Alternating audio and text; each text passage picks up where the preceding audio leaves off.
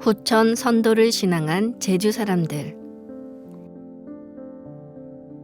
예전에 일제의 억압을 받을 때 제주도 인구의 3분의 2는 선도를 신앙한 구도자들이었습니다.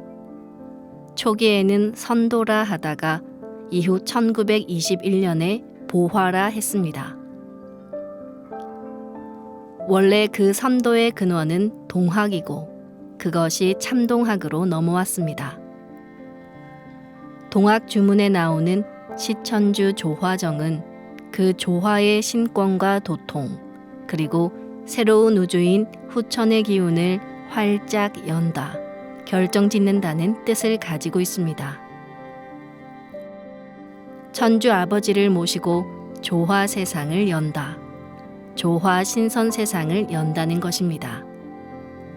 보화는 이 시천주 조화정의 뜻을 함축하고 있습니다. 선, 보화라 불리던 이 후천 선도는 1922년에 일제의 유혹에 빠진 나머지 보천교라는 이름으로 등록되었습니다. 당시 독립운동을 지원하는 자금이 정읍 대흥리에 본부를 둔 보화교에서 나온 것을 알게 된 조선 총독부는 보화교 지도자에게 종교 등록을 하면 적극적으로 도와주겠다고 했습니다. 그런데 등록할 때 동학도 천도교로 바꾸었으니 우리도 천자를 놓자 해서 보화를 보천으로 바꾼 것입니다. 그리고 거기다 가르칠 교자, 종교라는 교자를 붙여 보천교가 된 것입니다. 당시 세상에서 동학 300만, 보천교 700만이라 했으니 조선에서 어린아이와 나이가 아주 많은 사람을 빼면 인구의 2분의 1이 보천교를 믿은 셈입니다. 동학을 믿은 사람이 300만이었을 당시에 인구는 900만이 안 되었습니다. 그래서 동학을 모르는 자는, 동학의 한 소식을 듣지 못한 자는 조선 사람이 아니다 라는 말이 있을 정도였습니다. 동학이 탄생한 해는 1860년입니다. 그해 음력 4월 5일 최순 대신사가 나의 주문을 받아라, 나의 영부를 받아라 라는 이 우주의 아버지 상제님의 천명을 받았습니다. 최순 대신사는 경주 용담정에서 새로운 역사를 개벽하는 천명을 받아서 도통문을 열고 동학을 창건했습니다.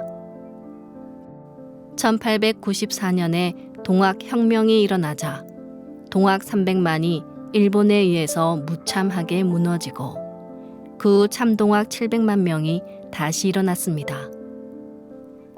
기미 독립만세 사건이 일어나기 1년 전인 1918년 무오년에 이 제주도에서 놀라운 대사건이 벌어졌습니다. 법정사 항일운동이 일어난 것입니다. 당시 법정사 주지로 잘못 알려진 김연일은 스님이 아니었습니다. 머리도 길렀습니다. 그 사람이 나는 상제님의 명령을 받아서 의군을 일으킨다고 했습니다. 이것을 불교에서 잘못 해석해서 불교에서 처음 의병 활동을 했다고 했습니다. 그러나 그들은 모두 전라북도 정읍 대흥리에 본소가 있던 선도를 믿은 사람들이었습니다.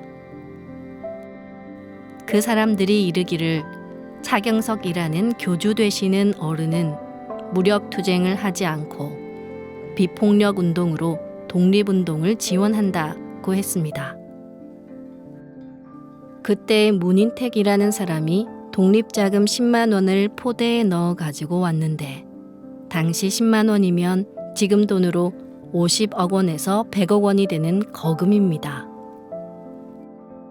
제주도에서는 우리 할아버지 할머니가 도 닦는다고 집 팔고 소 팔아서 바쳤다고 하지만 사실은 독립운동 자금을 내었던 것입니다. 제주도의 무오 법정사 항일투쟁 사건은 내륙보다 5개월 앞서서 일어났습니다. 1910년대 종교계에서 최초로 일어난 강력한 저항운동이었던 것입니다. 제주도는 무국대도의 제2의 고향이라 할 수 있습니다. 160년 전에 시작된 동학의 300만과 그 이후 참동학 보천교회 700만이 도를 닦았고 해방 후 500만 명 해서 전체 1,500만 명이 우리 근대 문명사를 이끈 주력이었습니다. 기독교나 불교나 유교 문화가 우리 근대 역사의 이력을 담당한 것을 부정할 수는 없지만 그 중심에 동학이 있고 참동학이 있었던 것입니다.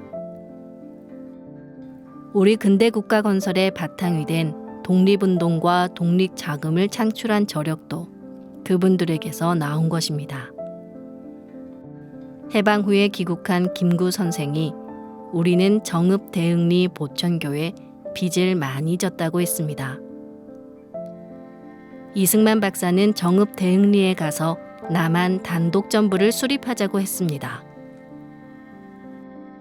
기독교 신앙인으로서 독립운동을 할 때도 예수님의 나라 천국을 만든다고 했던 이승만 박사가 왜 정읍 대흥리에 가서 단독정부를 수립하겠다고 선언했을까요?